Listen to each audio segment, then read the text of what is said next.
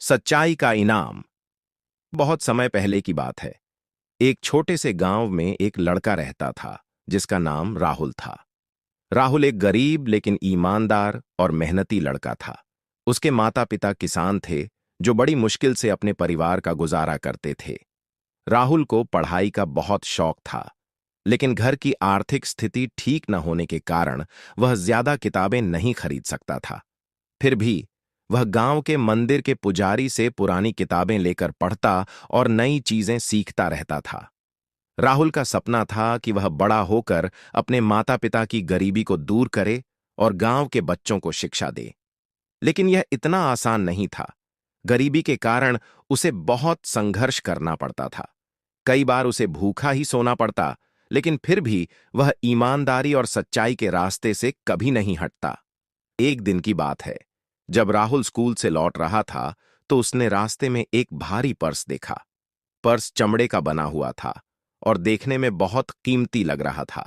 राहुल ने इधर उधर देखा, लेकिन आसपास कोई नहीं था। उसने पर्स उठाया और गौर से देखा। उसमें बहुत सारे सोने के सिक्के और कुछ महत्वपूर्ण दस्तावेज थे। राहुल के मन में कई तरह के विचार आने लगे।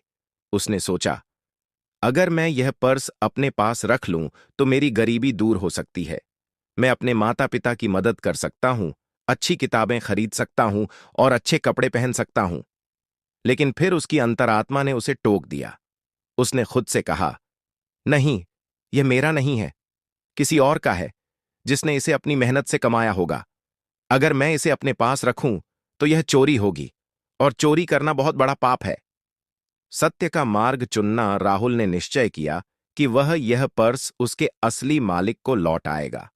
लेकिन सवाल यह था कि वह उस व्यक्ति को कैसे ढूंढे। सबसे पहले उसने गांव के कुछ बुजुर्गों से पूछा कि क्या किसी ने अपना पर्स खोया है, लेकिन किसी को इसके बारे में कोई जानकारी नहीं थी। फिर उसे याद आया कि गांव के मुखिया के पास जाना सबसे अच्छा रहेगा। मुखिया गांव के सबसे सम्मानित व्यक्ति थे और लोग उन पर बहुत भरोसा करते थे। राहुल तुरंत मुखिया जी के घर गया और उन्हें पूरी बात बताई। मुखिया जी उसकी ईमानदारी से बहुत प्रभावित हुए। उन्होंने गांव के चौराहे पर एक घोषणा करवाई कि जिस किसी का भी पर्स खोया है वह आकर इसे पहचान सकता है। सच्चाई की परीक्षा घोषणा के कुछ घंटे बाद एक बूढ़ा आदमी आया जो बहुत घबराया हुआ लग रहा था। उसके कपड़े मैले कुचैले थे, लेकिन उसकी आंखों में गहरी चिंता झलक रही थी।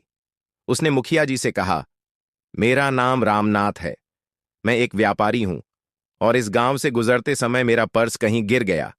उसमें मेरे जीवन भर की कमाई थी। अगर वह नहीं मिला तो मैं पूरी तरह बर्बाद हो जाऊंगा।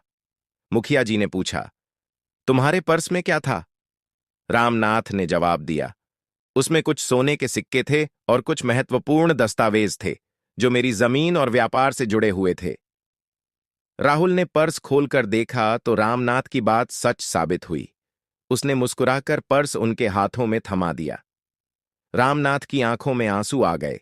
उन्होंने राहुल के सिर पर हाथ रखा और कहा, बेटा, आज के समय में तुम्हारी तरह ईमानदार लोग बहुत कम हैं।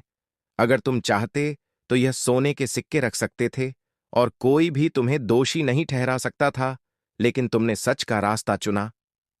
पुरस्कार और प्रेरणा मुखिया जी भी राहुल की ईमानदारी से बहुत प्रभावित हुए। उन्होंने पूरे गांव के सामने उसकी प्रशंसा की और कहा, राहुल जैसे लड़के ही हमारे समाज का भविष्य हैं। हमें इससे सीख लेनी चाहिए कि ईमानदारी ही सबसे बड़ी दौलत है।